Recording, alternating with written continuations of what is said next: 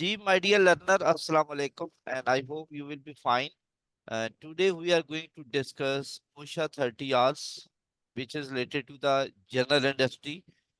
General industry means this OSHA training is applicable to all industry. Mean you can after this qualification, after this certification, you can work as a safety supervisor in oil and gas company.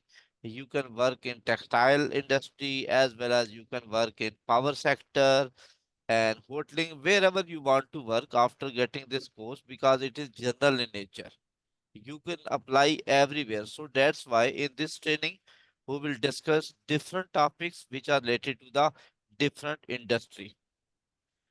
So basically, as you know that there are the different training, there are the different institutions which are dealing with the health and safety. Like we came to know about the OSHA. OSHA is the Occupational Safety and Health Administration. Then we came to know about the IOSH. IOSH is the Institute of Occupational Safety and Health. And the third one, which is also very prominent, that is the NEBOSH. NEBOSH stands for National Examination Board for Occupational Safety and Health. So basically, when you talk about the history of these institutions, these training centers, basically they were developed as a non-governmental organization, or you can say non-profit organization. The objective to establish those organizations is to protect the people from the injury, to protect the people from the losses, to protect the people from the accident. Because we all know that when there is no any department which is dealing with the health and safety, which is dealing with the worker protection, ultimately employee will not bother. So this is the responsibility of the employer. This is the responsibility of the government to establish some institutions, to establish some department which would always be working for the betterment of the human beings. So that's why OSHA was established, and it was established in 1970 because before this OSHA there was no specific authority or there was no specific administration which was dealing with the health and safety, especially in United States of America. So it means that if we talk about the reason that why OSHA was established, the reason was only that number of accidents were happening in America. Number of accidents were happening in different organizations. Sometimes those accidents cause the death of the personnel, and sometimes those accidents cause the damages of the equipment as well as the injury of the organization, injury of the individual. So, my dear learner, the basic thing that when we talk about the role of safety officer, when we talk about the role of safety supervisor, ultimately only safety officer is not responsible for health and safety. Everyone who is working in the organization, they are responsible for their own safety as well as safety of other workers. Generally, I say that there are four parties who are responsible for health and safety of the employees.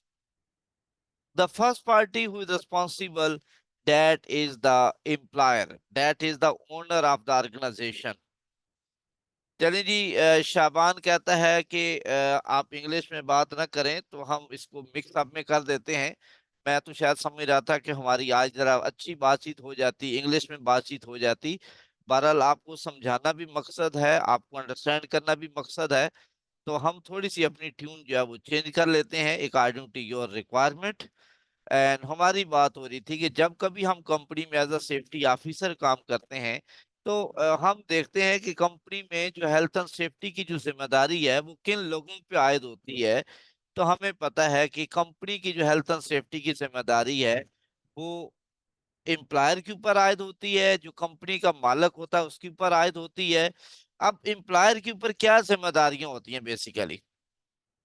देखिए, employer जो होता है, जो company का owner होता है, उसके पास बेशुमार जिम्मेदारियां होती हैं। क्या जिम्मेदारी होती है? उसने लोगों को ट्रेनिंग दिलवानी होती है, उसने सेफ्टी डिपार्टमेंट बनाना होता है, उसने सेफ्टी ऑफिसर को हायर करना होता है, उसके साथ साथ उसने सेफ्टी बजट देना होता है, रूल्स रेगुलेशन की इम्प्लीमेंटेशन करवानी होती है, कंपनी के अंदर रूल्स रेगुलेशन जो है वो एस्टेब्लिश करने होते हैं। ठीक है, फिर मीटिंग्स करवानी होती है। तो ये सारी वर्किंग जो है ऑर्गेनाइजेशन में एम्प्लॉयर करवा रहा होता है। तो अगर मैं कंपनी में सेफ्टी मैनेजर हूं और मैं चाहता हूं कि कंपनी में इंप्रूवमेंट आए, तो ये पॉसिबल नहीं है जब तक मेरे कंपनी का ओनर नहीं कहेगा कि we want the improvement, then it is only possible. अगर मैनेजमेंट कमिटेड है तो वो मुझे सेफ्टी बजट भी देगी, मुझे ट्रेनिंग भी करवाएगी, मुझे अथॉरिटी भी देगी, मुझे रिसोर्सेज भी देगी। ये सारे अरेंजमेंट होंगे जब ऑर्गेनाइजेशन के अंदर कमिटमेंट मौजूद है, जब ऑर्गेनाइजेशन की मैनेजमेंट चाहती है कि हम सेफ्टी को इम्प्रूव करें। क्योंकि सेफ्टी ऑफिसर अपनी सैलरी से कभी भी 1 रुपया भी खर्च नहीं करेगा लोगों की वेलफेयर के लिए। सो सेफ्टी ऑफिसर को रिसोर्सेज दिए जाते हैं, जिसकी बेस पे जो है वो इंश्योर करता है कि ये सारे अरेंजमेंट जो है वो ऑर्गेनाइजेशन में हो रहे हैं। तो लिहाजा सबसे जो पहली जिम्मेदारी है वो एम्प्लॉयर की जिम्मेदारी है। जो जो कंपनी का ओनर है उसके ऊपर जिम्मेदारी आयद होती है कि वो हेल्थ एंड सेफ्टी अरेंजमेंट्स करे। उसके बाद माय डियर लर्नर्स, जो सेकंड रिस्पॉन्सिबिलिटी आयद होती है वो आयद होती है एम्प्लॉयज की। एम्प्लॉय कौन होता है? जो वर्कर होता है, जो तनख्वाह के लिए कंपनी में काम कर रहा होता है, उसको हम एम्प्लॉयज बोलते हैं, वर्कर बोलते हैं। अब एम्प्लॉयज की क्या जिम्मेदारी है? कानून के मुताबिक, इंटरनेशनल लेबर ऑर्गेनाइजेशन के मुताबिक, ओशा के मुताबिक, जो कंपनी में वर्कर काम करता है उसकी 5 जिम्मेदारियां हैं हेल्थ और सेफ्टी के रिलेटेड। एक उसकी जिम्मेदारी ये है कि वो जो उसको प्रोसीजर्स दिया जाए, जो उसको हदायत दी जाए, जो उसको इंस्ट्रक्शन दी जाए, वो उस हदायत पे अमल करे। उसके बाद दूसरी उसके ऊपर जिम्मेदारी यह है कि जो उसको सेफ्टी इक्विपमेंट दिया जाए, जैसे सेफ्टी हेलमेट दिया जाता है, सेफ्टी ग्लव्स दिया गया है, उसको सेफ्टी शूज दिए गए हैं। अब ये वर्कर के ऊपर जिम्मेदारी आयद होती है कि वो इन सेफ्टी इक्विपमेंट को, सेफ्टी शूज को इस्तेमाल करे। फिर माय डियर लर्नर, जो एम्प्लॉय के ऊपर जो तीसरी जिम्मेदारी आयद होती है वो ये होती है कि जब कभी कोई एक्सीडेंट होता है, उस एक्सीडेंट को फौरी तौर पे रिपोर्ट करे, उसको छुपाए नहीं, उसको हाइड आउट ना करे। It is the responsibility of the employees that he should report the accident immediately. जो चौथी जिम्मेदारी है वर्कर की कानून के मुताबिक, आईएलओ ओशा के मुताबिक, वो ये है कि अगर कोई वर्कर समझता है कि मेरे वर्किंग एरियाज में कुछ प्रॉब्लम्स हैं, अगर मेरे वर्किंग एरियाज में कुछ प्रॉब्लम है, तो ये वर्कर की जिम्मेदारी है उन प्रॉब्लम को आइडेंटिफाई करना, उन प्रॉब्लम को मैनेजमेंट को बताना कि भाई अब मेरी कंपनी में ये इश्यूज हैं। लिहाजा इन, अब for example if I am the crane operator और मेरी क्रेन में कुछ प्रॉब्लम्स हैं, तो मुझे कैसे कंफर्म होगा? मेरे सेफ्टी ऑफिसर को कैसे पता चलेगा कि कंपनी में जो है वो क्रेन ऑपरेटर या क्रेन का मसला है? तो अल्टीमेटली ये उस इंडिविजुअल की, उस एम्प्लॉयज की, उस ऑपरेटर की जिम्मेदारी है कि वो मुझे बताए, जो मैं सेफ्टी मैनेजर हूँ, कि सर मेरी क्रेन में ये मसला है। इवन के माय डियर लर्नर, ऑर्गेनाइजेशन में हम लोगों को एम्पावर करते हैं, लोगों को हम कहते हैं कि भाई जब कभी आपको कुछ प्रॉब्लम हो, आपकी मशीन में कोई प्रॉब्लम हो, तो आप क्या करें? आप मशीन को ऑपरेट ना करें, ठीक है? आप फौरी तौर पे सेफ्टी सुपरवाइजर को बताएं, सेफ्टी मैनेजर को बताएं, ठीक है? और कोई भी आपको एनफोर्स करता है, कोई बंदा मजबूर करता है कि ये मशीन आप ऑपरेट करें, तो आपको किसी भी सूरत में मशीन ऑपरेट नहीं करनी। तो लिहाजा my dear learner, international labour organisation के मुताबिक मैंने आपको बताया है कि एम्प्लॉयर की क्या जिम्मेदारियां हैं, और मैंने आपको ये भी बताया कि जो एम्प्लॉइज है, जो वर्कर है, उसकी क्या जिम्मेदारियां हैं, ठीक है? हमने कहा कि जी एम्प्लॉयर की भी जिम्मेदारियां हैं और एम्प्लॉयज की भी जिम्मेदारियां हैं। उसके बाद जो तीसरी पार्टी है जिसके ऊपर हेल्थ एंड सेफ्टी की जिम्मेदारी आयद होती है, वो है आपकी गवर्नमेंट। अब गवर्नमेंट का क्या काम है? गवर्नमेंट का काम है कानून बनाना। फिर उसके बाद गवर्नमेंट का काम है कानून पे अमल दरामद करना। मीन के कानून बनाना और उन पे अमल दरामद करवाना, ये गवर्नमेंट का काम है, ठीक है? अब जो चौथी पार्टी है जिसकी जिसके ऊपर हेल्थ एंड सेफ्टी की जिम्मेदारी आयद होती है, वो है वो कौन है? वो आपके जो है वो मैन्युफैक्चरर है। मैन्युफैक्चरर कौन है? जिन्होंने लैपटॉप बनाया है जिस कंपनी ने, वो मैन्युफैक्चरर है। जिन्होंने मेरा मोबाइल फोन बनाया है वो मैन्युफैक्चरर है। जिन्होंने लैपटॉप बनाया है, they people are the manufacturer. अब हेल्थ एंड सेफ्टी की जो जिम्मेदारी है इस मैन्युफैक्चरर के ऊपर भी आयद होती है। अब इसके ऊपर क्या आयद होती है कि वो हेल्थ एंड सेफ्टी को इंश्योर करे, जो इक्विपमेंट बनाए वो फ्रेंडली टू यूज हो, और मोर ओवर जो इक्विपमेंट बनाए उसके साथ प्रोसीजर्स भी अवेलेबल हो। मोर ओवर जो इक्विपमेंट बनाए वो फ्रेंडली टू यूज हो, एरोडायनेमिकली डिजाइन हो, उसके मूविंग पार्ट्स की बाकायदा तौर पे गार्डिंग हो, ऑपरेटिंग मैनुअल हो, सारी प्रोसीजर्स उसके रिलेटेड यूजर को, ऑपरेटर को मौजूद हो।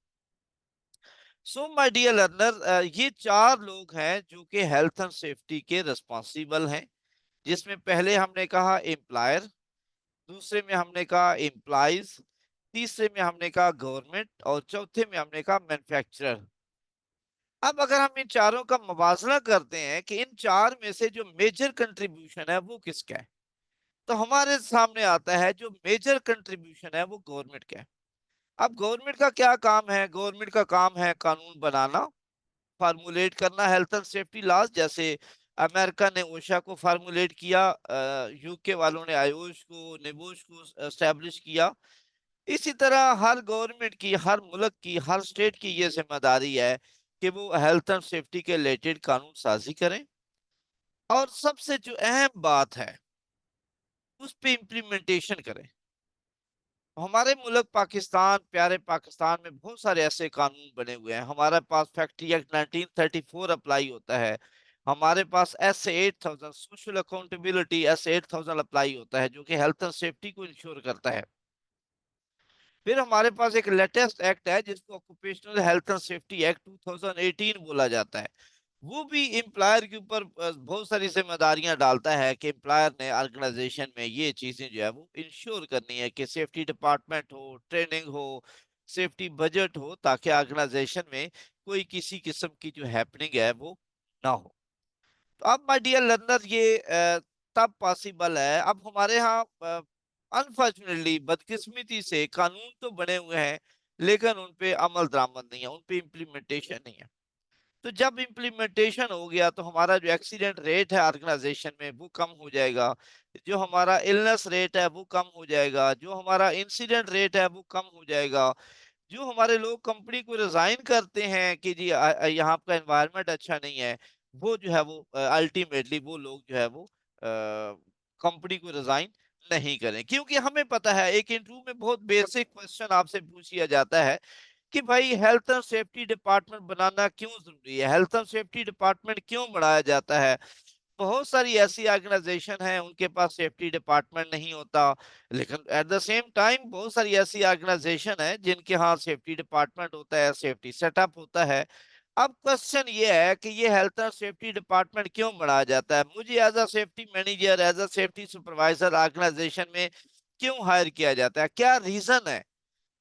तो माय डियर लर्नर, जब हम रीजन की बात करते हैं कि क्यों मुझे एज अ सेफ्टी ऑफिसर की जॉब क्यों मिलेगी ऑर्गेनाइजेशन में, तो जो सबसे बुनियादी रीजन है, जो सबसे पहली रीजन है, that is the economic reason.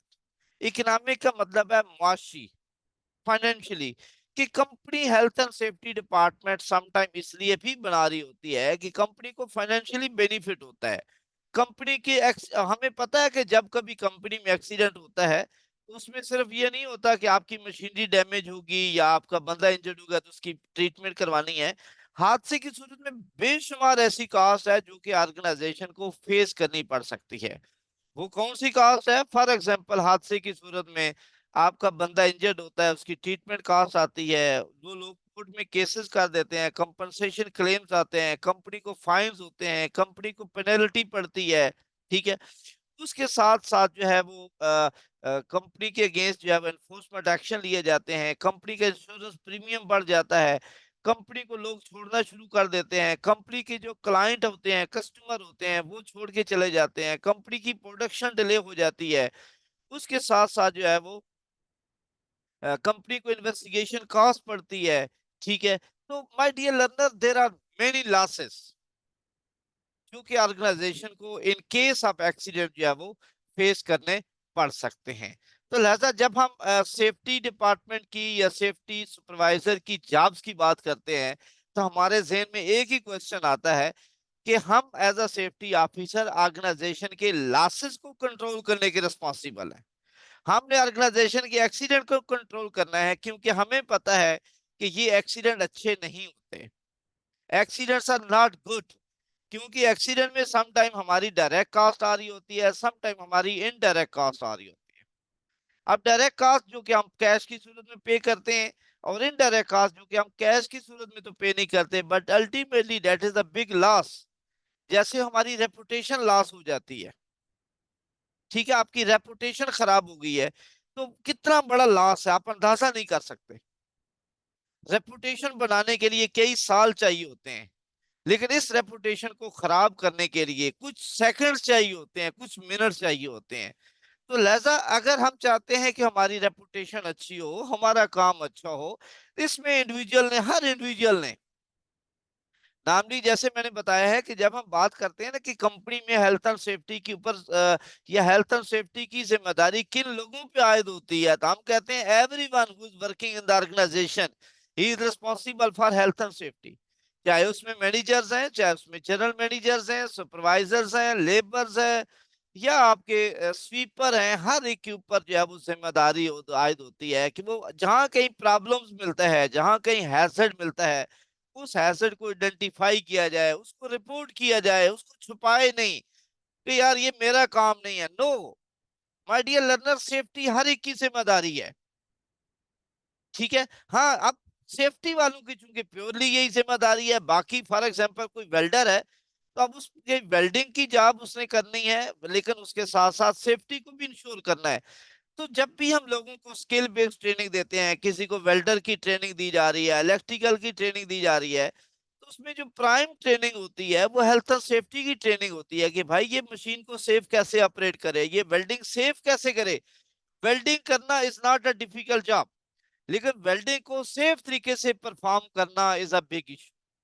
तो लिहाजा हम इंश्योर करते हैं कि हमारी जो वर्किंग है इसके रिलेटेड जो है वो हादसात को कंट्रोल करने की, लॉसेस को कंट्रोल करने की जो वर्किंग है, वो हमारी वर्किंग जो है वो जबरदस्त होनी, ठीक है।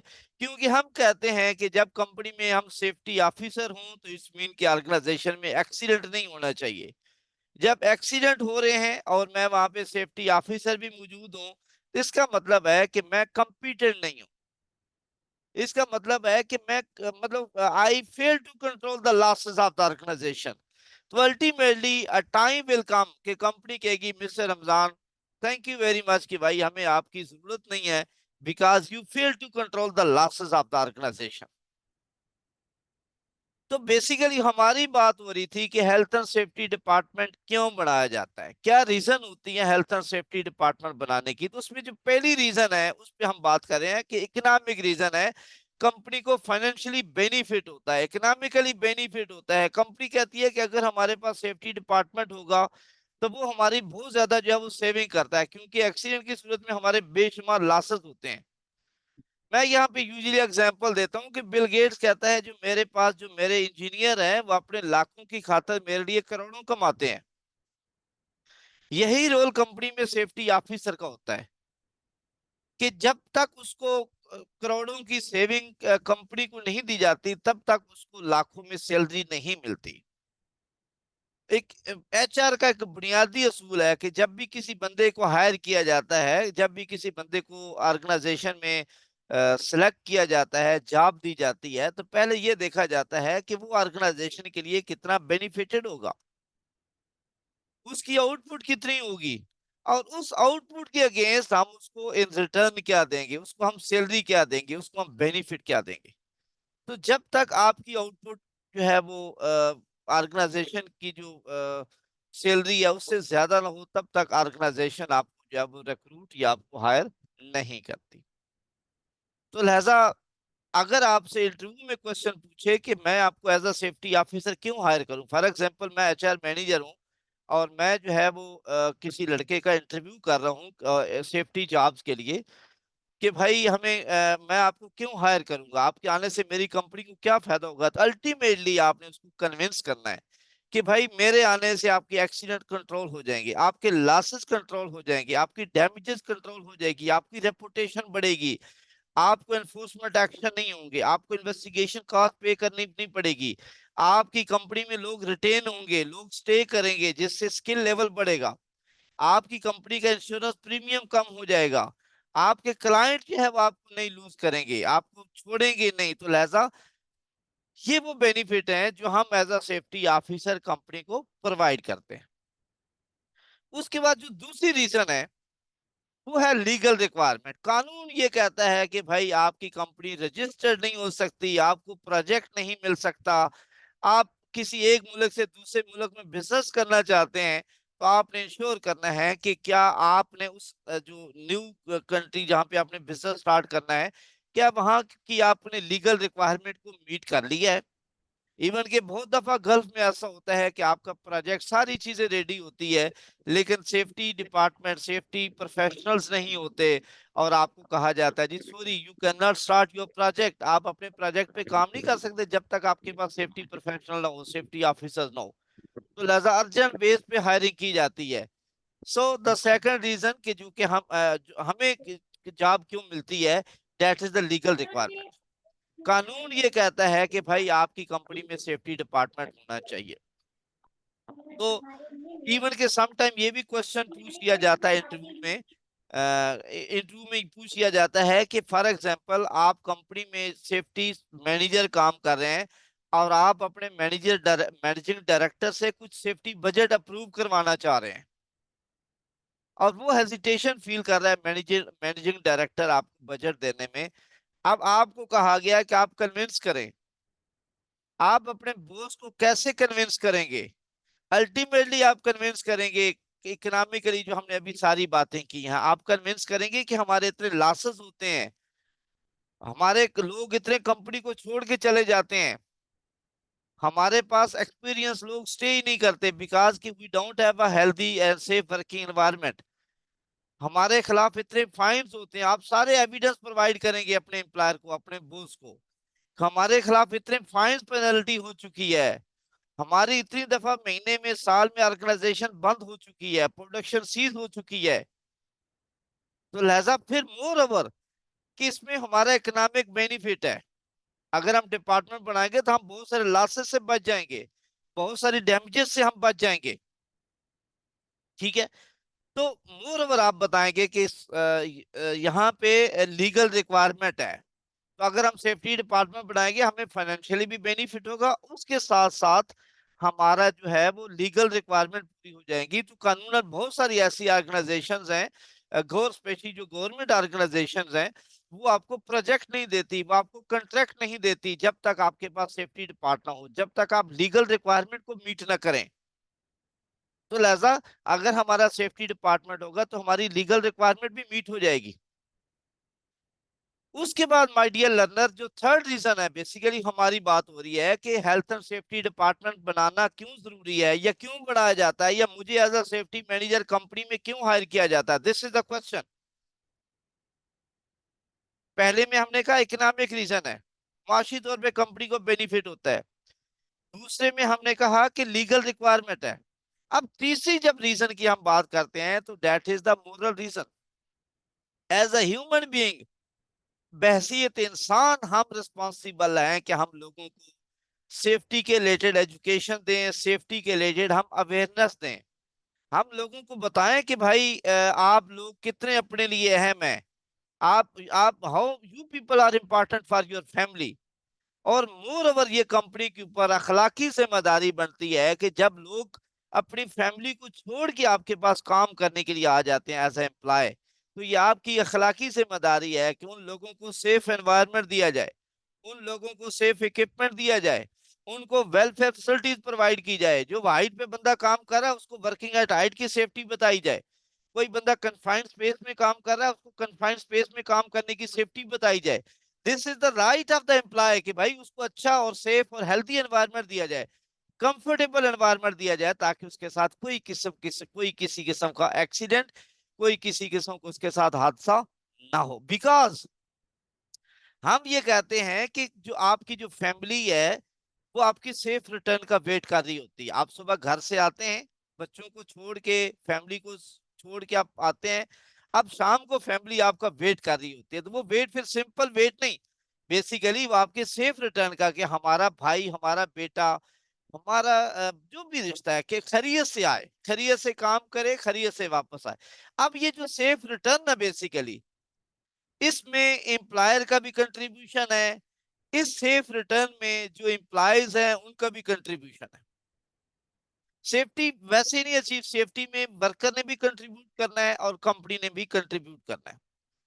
तो लिहाजा हमारी बात मोरल रीजन पे बात हो रही थी कि बहसीत इंसान हमारे ऊपर ये अखलाकी जिम्मेदारी आयद होती है कि हम लोगों को अच्छा हेल्दी वर्किंग एनवायरनमेंट दें, कंफर्टेबल एनवायरनमेंट दें, जहां पे लोग जो है वो खतरात से सेफ होके काम करें। और मैं आपको ये भी बताऊं कि अगर आपका वर्किंग एनवायरनमेंट अच्छा होगा तो उससे प्रोडक्शन अच्छी होती है, उससे लोगों का मोटिवेशन लेवल बेहतर हो जाता है, उससे लोग ऑर्गेनाइजेशन को रिजाइन नहीं करते, उससे ऑर्गेनाइजेशन में टर्नओवर की कमी आ जाती है, एम्प्लॉय टर्नओवर आपका कम हो जाता है। तो लिहाजा ये हमारी जो थर्ड रीजन है, that is the moral reason. आपको पता है कि जो सेफ्टी की जॉब है ये सदका जारिया वाली जॉब है। एक एंड पे तो हम कहते हैं टो टप्पे वाली जॉब है, व्हाइट कॉलर जॉब, हम ऑफिसर होते हैं, हम थानेदार होते हैं, हम इंस्पेक्टर होते हैं। But my dear learner, at the same time ये this is the most difficult job, ये मुश्किल तरीन जॉब है। विकास के हमने लोगों के माइंड को चेंज करना है। और आपको पता है माइंड ताकत से चेंज नहीं आता, माइंड चेंज होता है मोटिवेशन से, माइंड चेंज होता है अप्रिसिएशन से, कन्विंसिंग से, इन्वॉल्वमेंट से। ठीक है, उनके लेवल पे जाके बात करें, ओपन डोर मैनेजमेंट पे होता है चेंज। तो लिहाजा हमने ये चीजें ऑर्गेनाइजेशन में इंश्योर करनी है। अब जो फोर्थ रीजन है कि हम हेल्थ एंड सेफ्टी डिपार्टमेंट क्यों बनाते हैं, that is the social reason. Social reason क्या कहती है? सोसाइटी बेसिकली बहुत सारे ममालिक में, इवन हमारे पाकिस्तान में भी जो सोशल रिक्वायरमेंट है, जो सोशल रीजन है, उसको भी कानूनी दर्जा हासिल है। वो लीगल में आती है, लेकिन यूजुअली सम टाइम हम इसको सेपरेट डिस्कस करते हैं कि सोशल मीन कि आपकी कंपनी जहां पे बिजनेस कर रही है, उस बिजनेस से ऑर्गेनाइजेशन के ऊपर, ऑर्गेनाइजेशन सॉरी, उससे सोसाइटी के ऊपर कोई इम्पैक्ट नहीं पड़ना चाहिए। ये नहीं है तो मैं अपना बिजनेस कर रहा हूँ, उसका स्मोक की वजह से पूरा इलाका डिस्टर्ब है, स्मेल की वजह से पूरा इलाका डिस्टर्ब है, हैवी गाड़ियां आती हैं जाती हैं, पूरी सोसाइटी सफर कर रही है। तो इट मीन्स के कंपनी किसी भी जगह पे जब बिजनेस करती है तो उसके ऊपर सोशल रिस्पॉन्सिबिलिटी होती है कि वो उन लोगों को अकोमोडेट करे। मैंने बहुत सारी ऑर्गेनाइजेशन का जब हेल्थ एंड सेफ्टी का ऑडिट किया, ISO 45001 का, तो मुझे पता चला है कि कंपनी बेशुमार सोशल वेलफेयर के लिए भी काम कर रही होती है।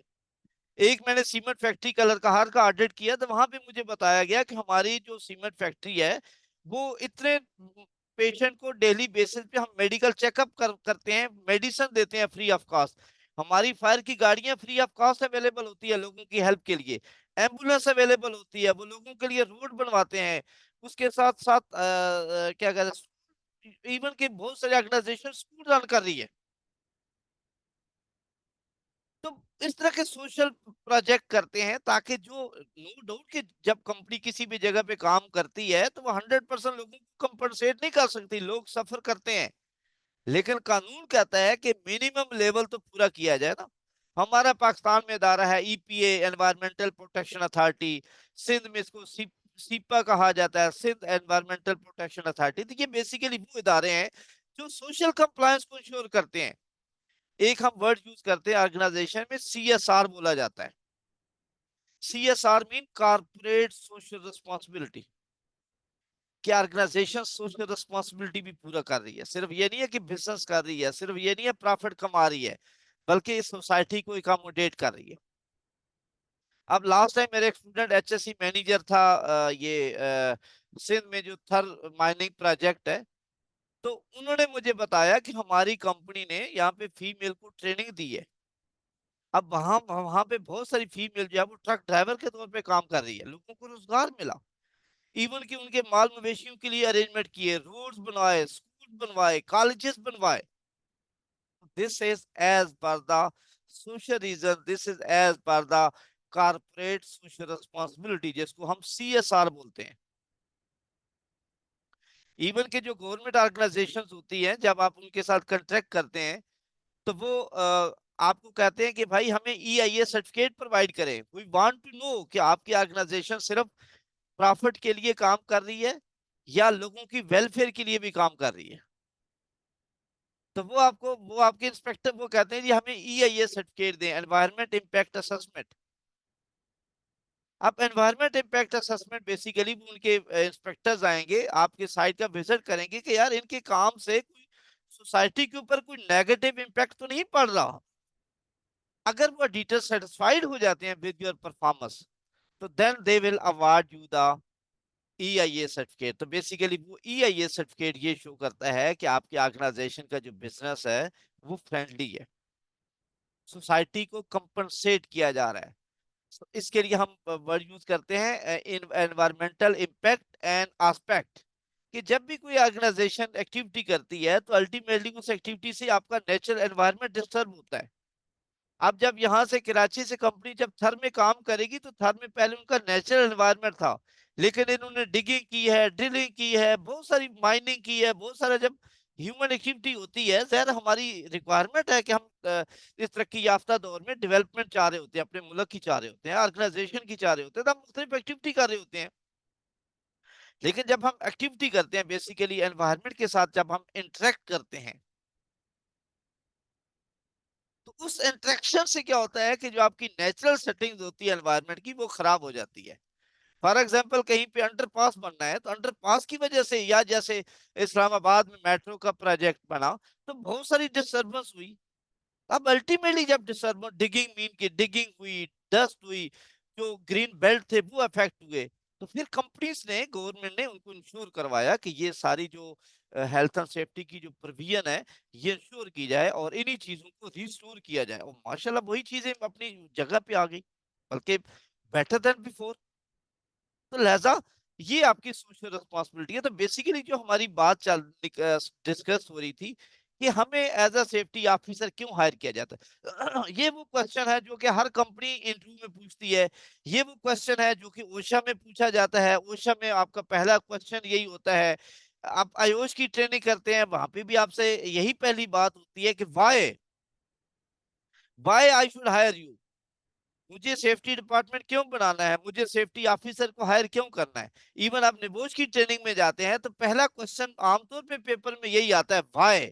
या उसका चैप्टर 1 भी यही कहता है कि भाई वाई, क्यों हम हेल्थ एंड सेफ्टी डिपार्टमेंट बनाए, क्यों हम सेफ्टी ऑफिसर्स को हायर करें, क्यों हम सेफ्टी बजट बनाए। इवन कि अभी तक भी कुछ ऑर्गेनाइजेशन में ये नेगेटिव एस्पेक्ट पाया जाता है कि भाई जो सेफ्टी है ये तो एक्सपेंस है, सेफ्टी डिपार्टमेंट हमें डायरेक्टली आउटपुट नहीं देता, ये तो खामखा का खर्चा है। तो भाई खर्चा नहीं है, safety is not the expense, this is the investment.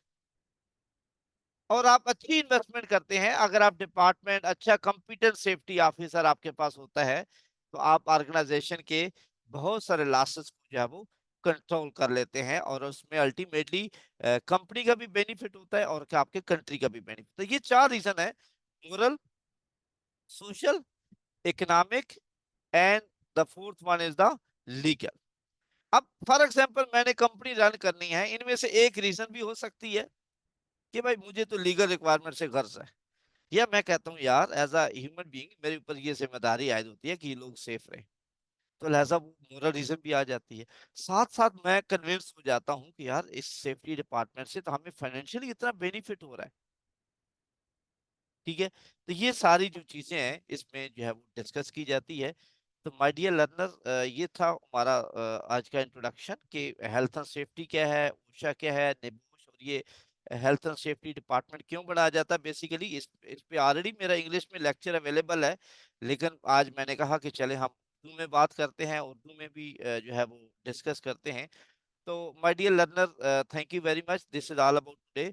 अब मैं आपको दोबारा लिंक सेंड करूंगा और will start the class again. Thank you.